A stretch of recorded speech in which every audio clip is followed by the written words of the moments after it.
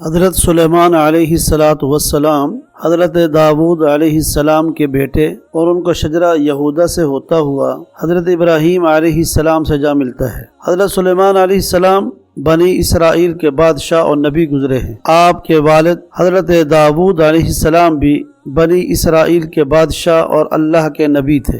حضرت داؤد علیہ السلام کو اللہ نے لحن عطا کیا تھا، یعنی وہ اس قدر خوش آواز تھے کہ لحن داؤدی ایک مثال بن گیا۔ خوش گلو ہونے کے ساتھ ساتھ انہیں یہ طاقت بھی بخشی گئی تھی کہ وہ پتھروں اور لوہے کو ہاتھوں سے موڑ توڑ لیتے تھے، جیسے ہی لوہے کو تبدیل کرنا ہو وہ اپنے ہاتھوں سے کر لیتے تھے۔ حضرت سلیمان علیہ السلام اپنے والد داؤد علیہ السلام کے بعد بنی اسرائیل کے بادشاہ بنے اور انہیں نبوت عطا ہوئی۔ اللہ نے آپ کو ہوا، جنات، پرندوں اور جانوروں تک حکمرانی عطا کی۔ آپ پرندوں اور جانوروں کی بولیاں سمجھ لیتے تھے۔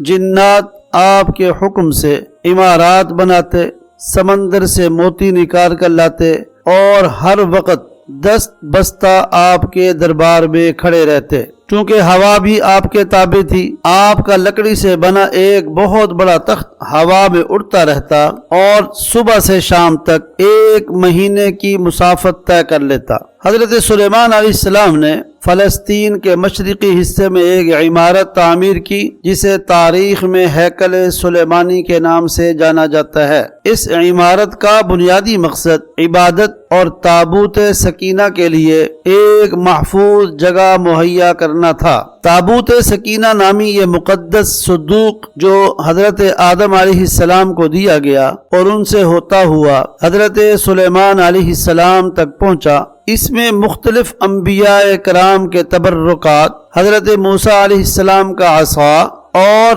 تورات کا اصلی نسخہ رکھا تھا۔ یہ عمارت حضرت سلیمان علیہ السلام نے جنات سے تعمیر کرائی، جو دور دراز پہاڑوں سے بڑی بڑی چٹانیں اٹھا کر لائے اور پھر گہرے سمندروں سے موتی نکال کر اس کی تزئین و آرائش کی۔ چونکہ یہ عمارت بنی اسرائیل کے نبی نے تعمیر کی تھی اور اس کے اندر تابوت سکینہ رکھا تھا، اسرائیلی قوم کے نزدیک یہ ایک متبرک ترین عبادت گاہ کا درجہ حاصل کر گئی۔ لیکن جب یہودیوں نے حسب عادت دوسری قوموں کو تنگ کرنا شروع کیا تو بابل کے بادشاہ یروشلم پر چڑھائی کر کے نہ فقط شہر کی اینٹ سے اینٹ بجا دی بلکہ ہزاروں یہودیوں کو تیغ کرنے کے ساتھ ساتھ ہیکل سلیمانی کو تباہ کر کے تابوت سکینہ اپنے ساتھ بابل لے گیا۔ یاد رہے یہ ہیکل دوبارہ تعمیر ہوا اور 2 بار، یعنی شاہ بابل، بخت نصر اور رومیوں کے ہاتھوں تباہ ہوا۔ یہ سب واقعات قبل از اسلام کے ہیں، یعنی یہ اسلام سے پہلے کے واقعات ہیں۔ تاریخ کی گہرائی میں جائیں تو علم ہوتا ہے کہ سب سے پہلے حضرت سلیمان علیہ السلام کے جد امجد حضرت یعقوب علیہ السلام نے اس جگہ مسجد تعمیر کر کے اللہ کی عبادت شروع کی اور اس کے بعد حضرت سلیمان علیہ السلام نے اسے دوبارہ تعمیر کرایا۔ یہودی اسے ہیکل سلیمانی کہتے ہیں، ہم مسلمان مسجد اقصی کہتے ہیں، کیونکہ واقعہ معراج النبی صلی اللہ علیہ وآلہ وسلم کی مناسبت سے سورۃ اسراء میں اسے یہ نام دیا گیا ہے۔ پاک ہے وہ ذات جو رات ہی رات میں لے گیا اپنے بندے کو مسجد حرام سے مسجد اقصی تک۔ مسلمانوں اور یہودیوں کے مابین نزاع کی جڑیں حضرت سلیمان علیہ السلام کے دور تک جاتی ہیں۔ امید ہے اس عمارت کی تعمیر و تقدیس کا احوال سن کر یہ بات آپ پر واضح ہو گئی ہوگی کہ اصل جھگڑا اس بات پر ہے کہ یہاں کبھی یہودیوں کی مقدس ترین عمارت ہیکل سلیمانی تھی، جسے ہم نے مسجد اقصی یا بیت المقدس کا نام دے کر اپنا قبلہ اول قرار دے دیا۔ مسجد اقصی کی پہلی تعمیر نو حضرت عمر رضی اللہ تعالی عنہ اور پھر اموی خلیفہ عبد الملک کے دور میں ہوئی۔ عبد الملک کے بعد اس کے بیٹے ولید بن عبد الملک نے اسے مکمل کیا اور پھر عباسی خلیفہ ابو جعفر منصور نے تزئین و آرائش کی، مگر صلیبی جنگوں کے دوران عیسائی حکمرانوں نے اسے کلیسا میں تبدیل کر دیا۔ صلاح الدین ایوبی نے فتح بیت المقدس کے بعد اسے اس کی اصل شکل میں بحال کر دیا۔ دنیا عرب کے قدیم ترین ملک یمن، جہاں صنعاء اور حضرموت کے درمیان سبا بن یشجب نامی ایک عرب شخص کے نام کی مناسبت سے سبا قبیلہ آباد تھا، اور پھر اس خطے کو سبا ہی کا نام دے دیا گیا۔ یہ لوگ سورج دیوتا کی پوجا کرتے تھے۔ اگرچہ قرآن کی سورت نمل میں یہ واقعہ بیان ہوا ہے، مگر تفسیر ہمیں تورات سے ملتی ہے، جن کے مطابق وہاں بلقیس نامی ایک خوب رو خاتون ان کی حکمران تھی۔ ایک دن حضرت سلیمان علیہ السلام نے دربار لگایا تو جن و انس، جانور اور پرندے سب کے سب حاضر ہوئے، مگر ان کا چہیتا پرندہ ہدہد غائب تھا۔ آپ نے پوچھا ہدہد کہاں ہے؟ جب وہ نظر نہ آیا تو سلیمان علیہ السلام نے فرمایا، اگر وہ اپنی غیر حاضری کی معقول وجہ پیش نہ کر سکا تو اسے ذبح کر دیا جائے گا۔ ابھی یہ گفتگو ہو رہی تھی کہ ہدہد حاضر ہو گیا۔ پوچھا گیا تم کہاں تھے؟ ہدہد نے بڑے احترام سے جواب دیا، اے اللہ کے پیغمبر، میں اڑتے اڑتے ایک ایسے ملک پہنچ گیا جہاں میں نے لوگوں کو شرک میں مبتلا دیکھا۔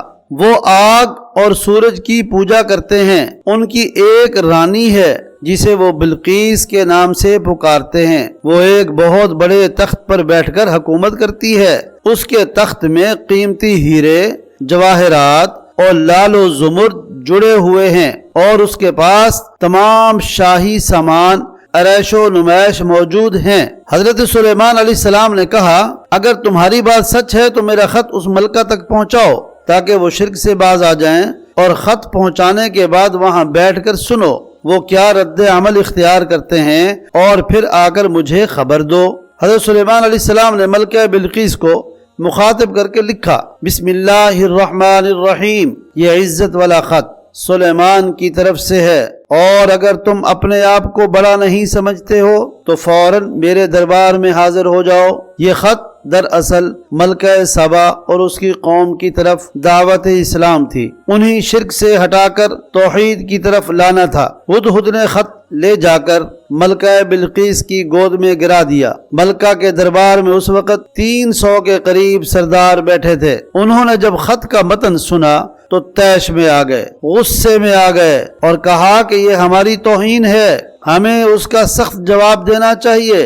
مگر ملکہ بہت سمجھدار تھی، اس نے انہیں سمجھایا کہ خط سے پتہ چل رہا ہے یہ کوئی عام شخص نہیں، خدا کا پیغمبر ہے، لہذا ہمیں حکمت سے کام لے کر اسے آزمانا چاہیے، اگر سچا نبی ہوا تو ہم ایمان لے آئیں گے۔ ہدہد یہ ساری گفتگو سن رہا تھا، اس نے آ کر حضرت سلیمان علیہ السلام کو ساری بات بتا دی۔ ملکہ بلقیس نے ایک وفد تیار کیا جس کے ہاتھ نہایت قیمتی تحفے، غلام، لونڈیاں اور حضرت سلیمان علیہ السلام کی خدمت میں روانہ کیے گئے۔ ادھر سلیمان علیہ السلام نے وفد کا ایسا شاندار استقبال کیا کہ وہ حیران اور پریشان رہ گئے۔ یاد رہے کہ حضرت سلیمان علیہ السلام اس وقت دنیا میں سب سے امیر ترین شخص تھے۔ انہوں نے وفد کو بتایا کہ مجھے خدا نے وہ کچھ دیا ہے جس کا بلقیس تصور تک نہیں کر سکتی، اس لیے یہ سب تحائف واپس لے جاؤ اور اپنی ملکہ سے کہہ دو ہم لشکر لے کر آ رہے ہیں۔ وفد جب واپس چلا گیا تو حضرت سلیمان علیہ السلام نے اپنے وزیروں اور جنات کو بلا کر کہا، تم میں سے کون ہے جو ملکہ بلقیس کا تخت اس کے ہاں پہنچنے سے پہلے لے آئے، کہ یعنی ملکہ بلقیس کا تخت بلقیس کے یہاں پہنچنے سے پہلے اس کا تخت آنا چاہیے۔ ایک جن نے کہا، حضور میں دن ڈھلنے سے پہلے لا سکتا ہوں۔ سلیمان علیہ السلام کا ایک وزیر تھا، آصف بن برخیہ، اس نے کہا میں پلک جھپکنے سے پہلے لا سکتا ہوں، میرے پاس صحیفوں کا علم ہے، اور ایسا ہی ہوا۔ حضرت سلیمان علیہ السلام نے حکم دیا اور تخت ان کے سامنے موجود تھا۔ حضرت سلیمان علیہ السلام نے تخت حاضر ہو جانے کے بعد اس پر لگے ہیرے، جواہرات اور دیگر قیمتی اشیاء کو ہٹانے کا حکم دیا تاکہ اس کی شناخت باقی نہ رہے۔ اور ملکہ کا امتحان لیا جائے۔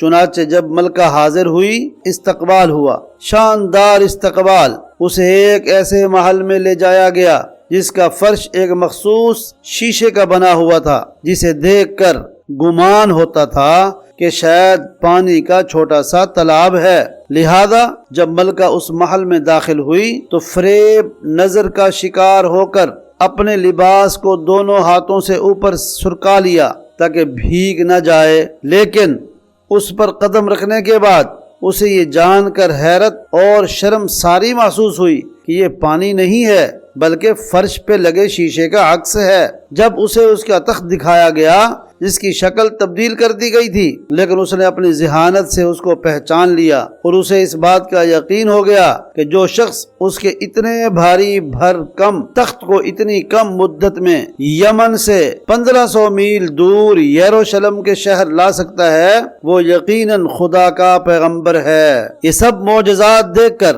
وہ اور اس کے تمام لشکری حضرت سلیمان علیہ السلام کے ہاتھ پر مسلمان ہوئے اور کفر و شرک کی دنیا چھوڑ کر توحید کا پرچم تھاما۔ تاریخ میں لکھا ہے کہ بلقیس نے حضرت سلیمان علیہ السلام سے شادی کر کے باقی زندگی ان کے حرم میں گزاری۔